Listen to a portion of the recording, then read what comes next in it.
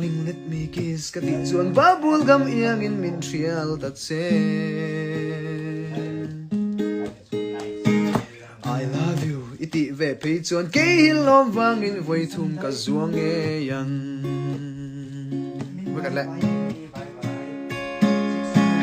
Oh my darling, let me kiss ka ti chuan bubble gum iang in min trial tat se. I love you iti ve pe chuan ke hil lom wang in voi thum ka zuang e yang. Ton mang ang kan min ve ve la